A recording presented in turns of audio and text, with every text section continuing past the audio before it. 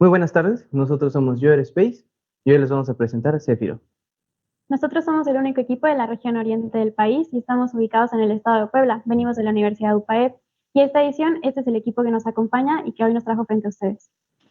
Para nuestro diseño utilizamos una metodología APQP, en la cual a través de 4 pasos, siendo el primero una planeación en la que fue importante corroborar prototipos y siendo el último una producción de la fabricación de nuestro modelo final. Uno de los prototipos de esta edición fue el Beluga. Este nos ayudó mucho a corroborar que nuestras pistas de vuelo deben ser exclusivamente de cemento y no de pasto, y también nos ayudó mucho a rediseñar nuestros trenes de aterrizaje, ya que tuvimos muchos problemas en esto. También una de las partes más importantes fue que nos ayudó a la capacitación de nuevos integrantes que se iban uniendo al equipo. También nos ayudó mucho a la optimización de procesos de manufactura y diseño.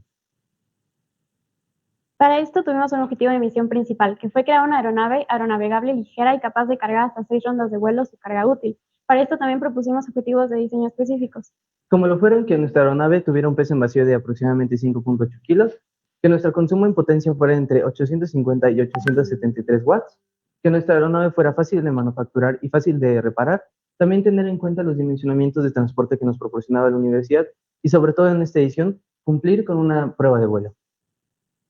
Para ello hicimos una configuración dimensional basada en un benchmarking en el que a través de un ranqueo tuvimos las siguientes selecciones, que fue un ala alta, un empenaje invertido, un fuselaje rectangular y un tren de aterrizaje en forma de triciclo. Para la aproximación de nuestra superficie alar, tomamos 4 criterios principales. El primero fue una propuesta de peso y envergadura. Esto lo hicimos en base a experiencias anteriores y aviones que hemos manufacturado, prototipos y absolutamente todo ese tipo de cosas.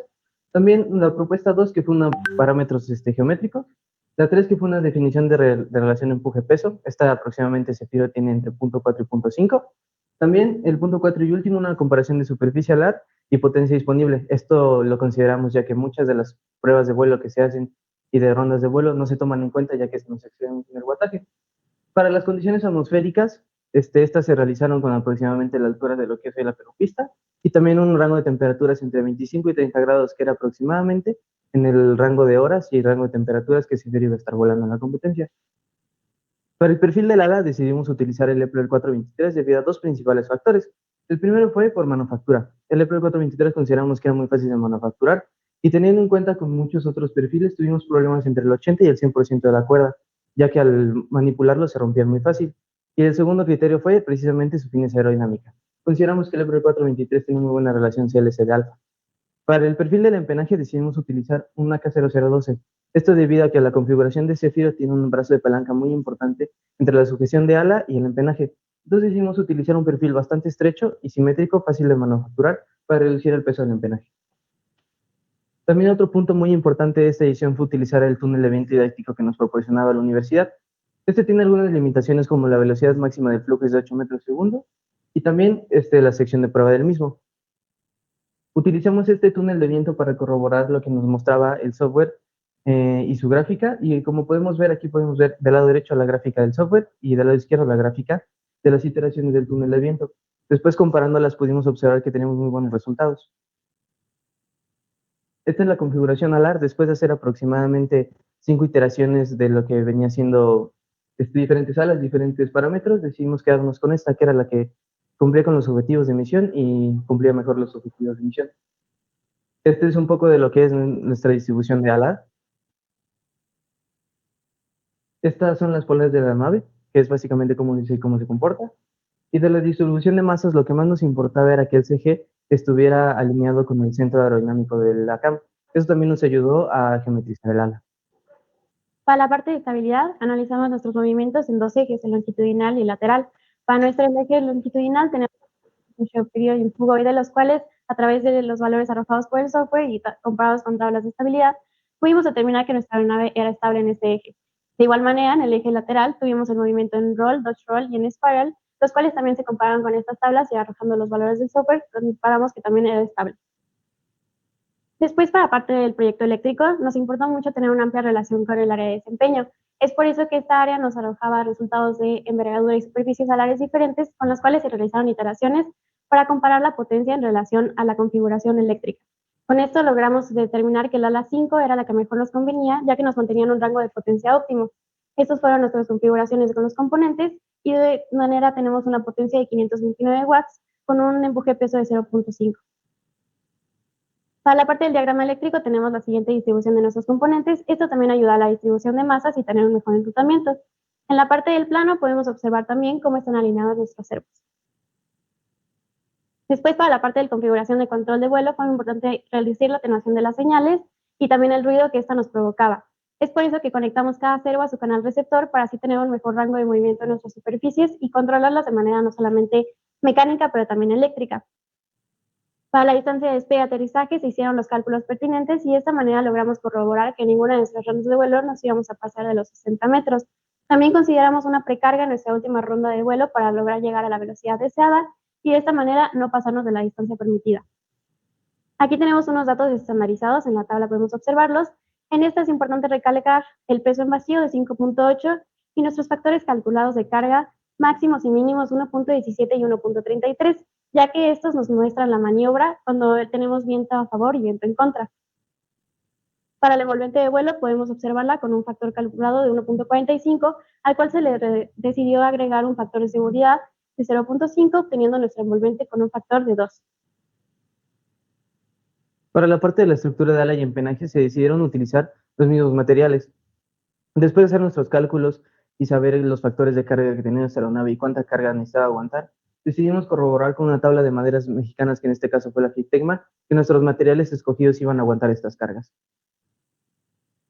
Para la estructura del fuselaje y la bahía de carga se tomaron tres principales factores.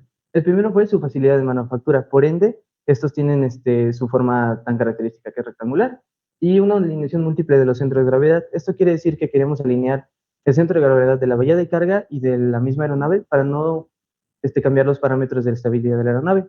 También el punto más importante fue la minimización de la parte frontal de la bahía de carga, esto para obtener un bonus en el puntaje.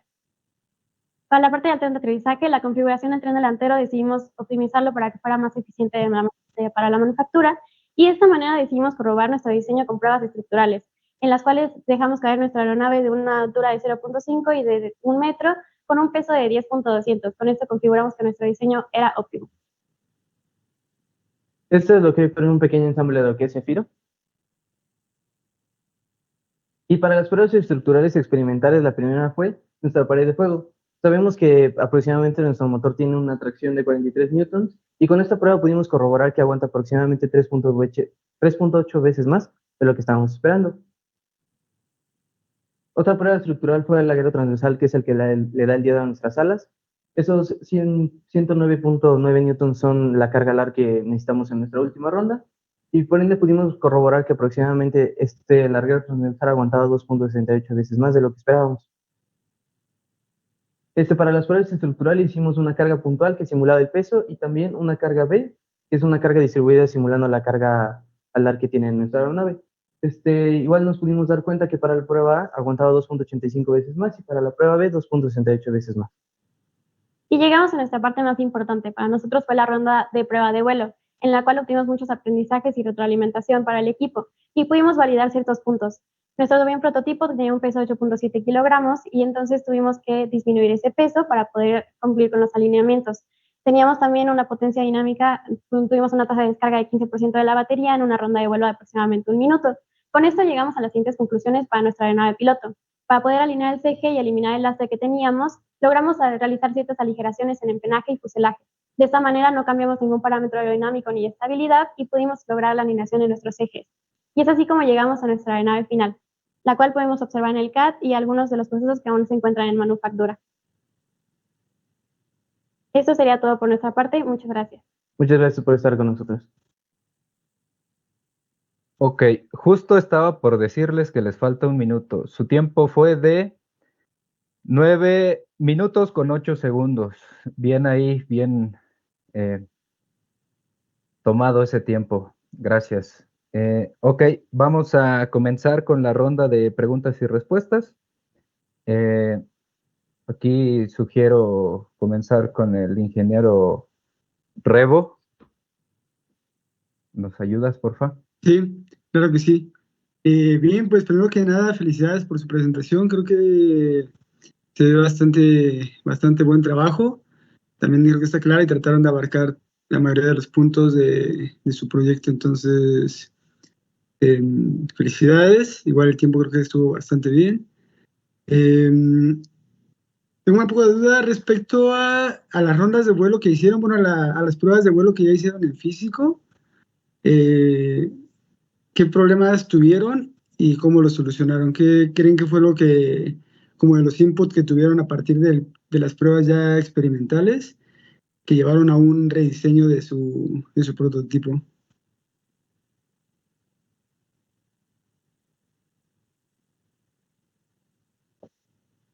Ok, sí.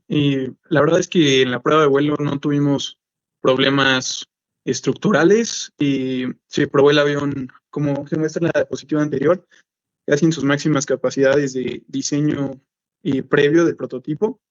Entonces, lo único que realizamos fue aligerar el empenaje principalmente, esto con el fin de quitar el lingote que aparece en el morro y convertirlo en carga útil. Entonces, lo único que se hizo fue la disminución de peso sin la alteración estructural, ni aerodinámico, ni de estabilidad. Por ejemplo, a partir de que empezaron su diseño, ¿qué fue lo que falló ahí un poquito que les hiciera tener que tener lastre para balancearlo? O sea, porque no sé si se dieron cuenta de qué fue lo que pasó de que generara lastre y después tuvo que rediseñarse para quitarlo, bueno, no sé si me pueden platicar un poquito acerca de eso. Sí, claro. Principalmente nunca habíamos realizado un avión con un empenaje tan atrás del ala. Entonces, o sea, el proceso de manufactura que teníamos para el empenaje no era el adecuado para ese tipo de aeronaves. Entonces, tuvimos que, por el brazo de palanca que generaba, meter bastante peso adelante, y esto fue lo que terminó por corregir el centro de gravedad a los límites ideales que teníamos. Entonces, principalmente fue la gran distancia en el empenaje. Ok. Y ahorita no es para terminar mi aportación. Un poquito, bueno, a mí me tocó revisar la parte de los planos de su reporte. Eh, Algo que noté, por ejemplo, fue que no utilizan tolerancias. Nada más recordar ahí que pues el plano como tal viene siendo casi el instructivo, ¿no? De cómo van a ustedes a fabricar algo que se comporta como lo están diseñando, ¿no?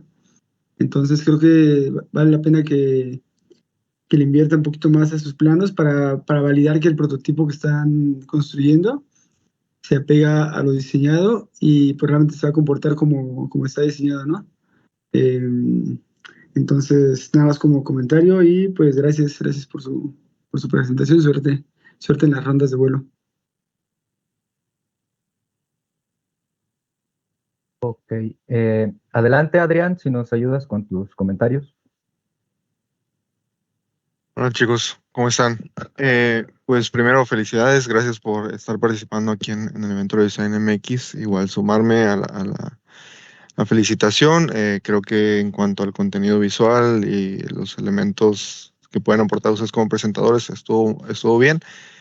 Solamente algunas pequeñas recomendaciones para lo que son los skills de presentación.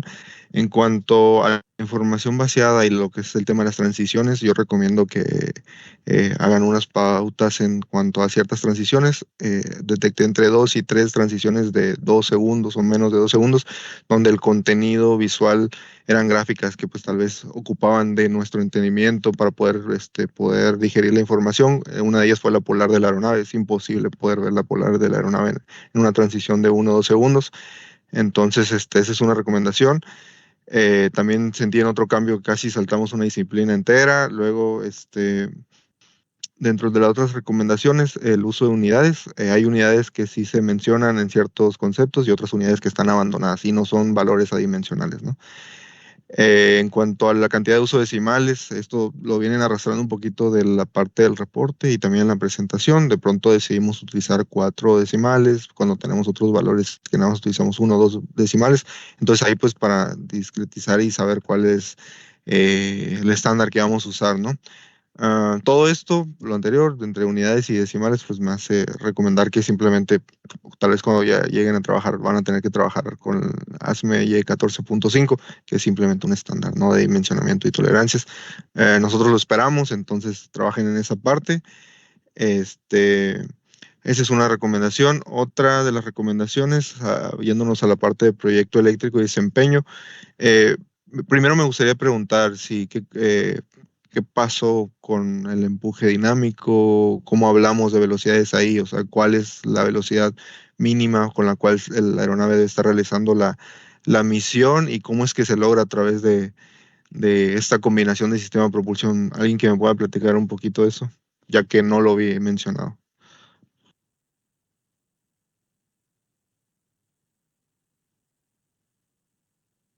Sí, adelante, pueden, sin pedir la mano, pueden participar cualquier miembro. Bueno, la anterior diapositiva, bueno, aquí vienen más que nada los principales caracteres de carga, pero las velocidades vienen mencionadas aquí en el envolvente de vuelo, en la parte derecha, como puntos. Más que nada, esta es la envolvente de vuelo de la última ronda de vuelo. Y como pueden ver, en el punto A, pues la velocidad de pérdida al factor de carga 1. Y dentro de los principales factores de carga que nos interesan y las velocidades que nos interesan también es de las diferentes maniobras, que es en viraje, despegue y aterrizaje. En viraje podemos ver una velocidad de 10.77 metros sobre segundo, en despegue de 11.15 metros sobre segundo y en aterrizaje de 12.08. Para determinar estas velocidades, lo principal que utilizamos fue, dado que se utiliza una pala y consideramos al avión un propeller, una relación peso-potencia, tomando en consideración también la potencia requerida por el reglamento. Y pues considerando esta relación, obviamente la potencia máxima, las condiciones de vuelo, la superficie alar y la configuración alar, pudimos determinar las velocidades en las que óptimamente podemos hacer estas maniobras y pues también la velocidad de crucero. Te voy a interrumpir un poquito. Ninguna de estas velocidades está determinada por el sistema de propulsión. Es más hacia los márgenes de las velocidades lo que me estás hablando. ¿Cuál sería la velocidad en la que se operaría tu aeronave en el tope de los 850 watts?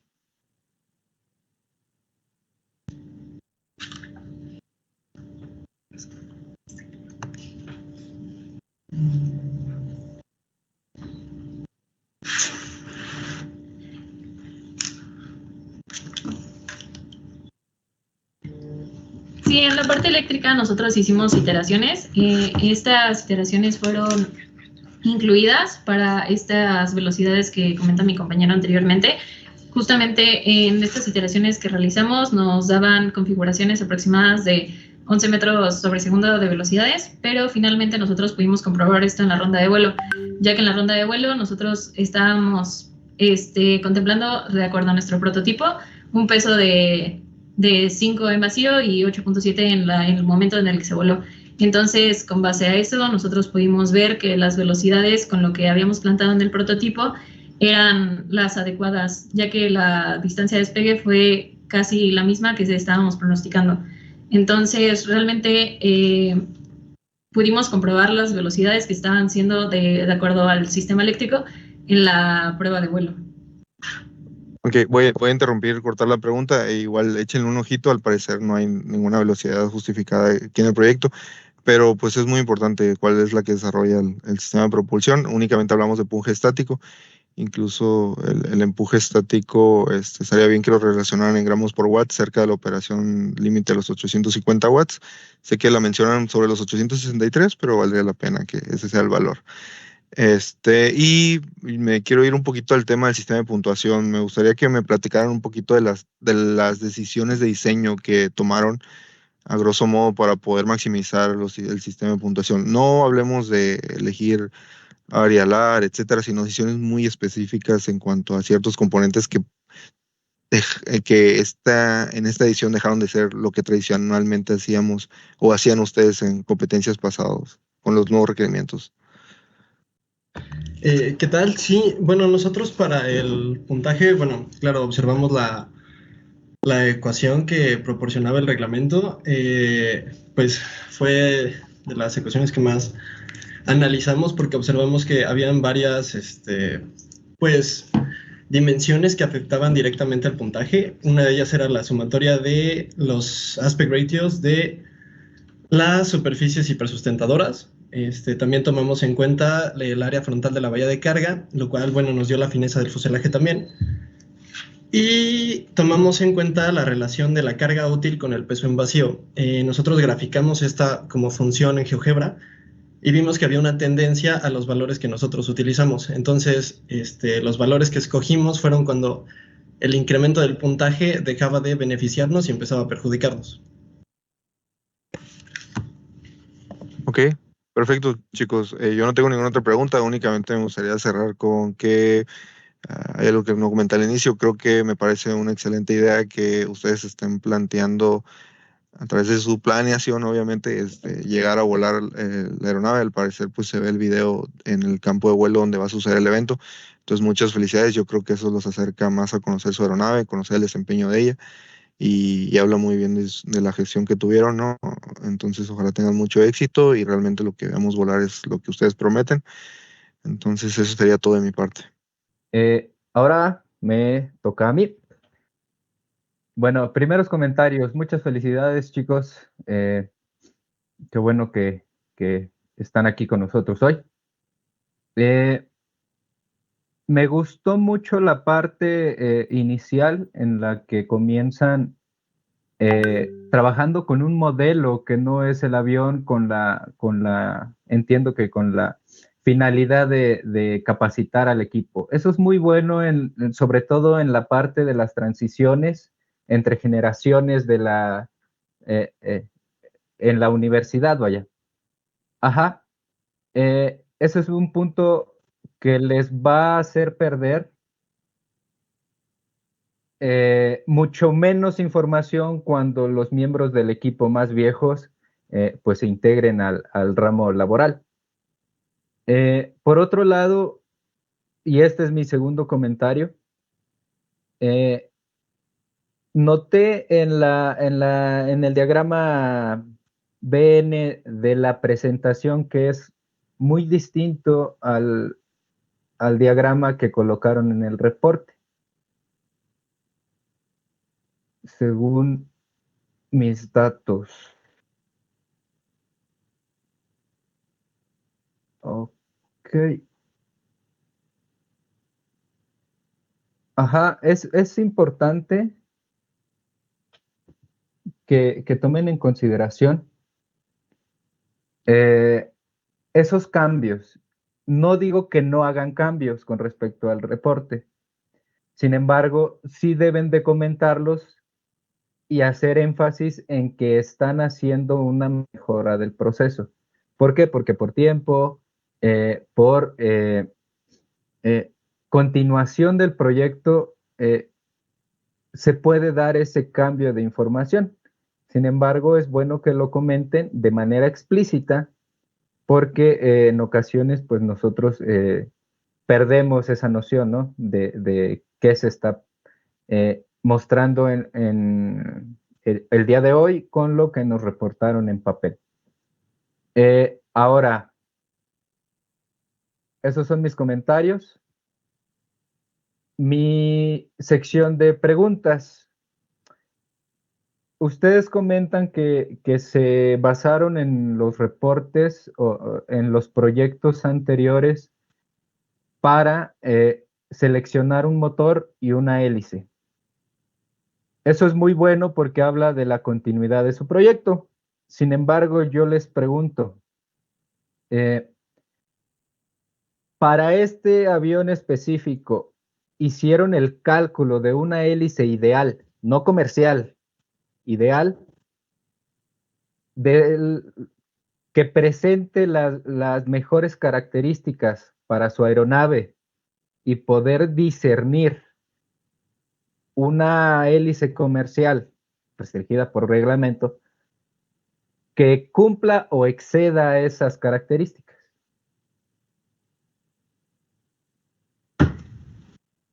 Sí, realmente aquí se hicieron las iteraciones con base a hélices que teníamos disponibles. Bueno, no como tal disponibles, sino disponibles para hacer las iteraciones. pero realmente aquí nosotros terminamos con una configuración de una hélice de 16x10. En este caso, nosotros cuando fuimos, empezamos a buscar las hélices que eran comerciales, nos dimos cuenta que sí existían este tipo de hélices, por lo cual nuestro sistema sí era real, no era un sistema que nada más era pensado. Entonces, aquí sí pudimos empatar las características que teníamos de la hélice de las iteraciones con las hélices que teníamos disponibles. Igual algo que fue crucial para nosotros es buscar una hélice que fuera de bajo peso. En este caso, nosotros utilizamos una hélice de fibra de carbono, lo cual sí era disponible para las recomendaciones que nosotros estábamos buscando en las iteraciones. Sí, les comentaba, es adecuado hacer un análisis de las hélices comerciales disponibles que se encuentran para su aeronave. Sin embargo, a lo que voy es, antes de llegar a ese punto necesitan conocer cuál es la condición ideal, seguramente muy distinta a lo comercial para su avión. Ok, aquí, y esto me gustaría que tomen nota, existe para las hélices una característica, un coeficiente de las hélices que se llama velocidad-potencia, que pueden utilizar y relacionar con las otras áreas, como aerodinámica, en estas curvitas de potencia de su aeronave, para determinar cuál es la hélice que mejor se adapta. Y ahí deben de poner mucho cuidado de qué punto de vuelo van a utilizar como trigger para hacer sus iteraciones. ¿A qué me refiero? Si van a considerar el vuelo crucero, va a dar como resultado una hélice muy distinta a una hélice optimizada para el despegue, por ejemplo. Ok, tienen que valorar esos puntos para poder ahora sí continuar con el análisis de las hélices comerciales que van a utilizar, ¿no? Que al final del día es una restricción de seguridad por parte del reglamento. Ok, creo que esos son mis comentarios. No sé si los amigos jueces tengan algo adicional. Todo de mi Perfecto. parte. Pues entonces, por parte de la calificación de su presentación técnica es todo. Muchas gracias, bienvenidos y nos vemos en el campo de vuelo.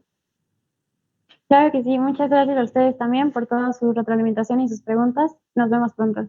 Y claramente tomaremos todo en cuenta para la próxima edición y para próximos prototipos. Muchísimas gracias. Gracias.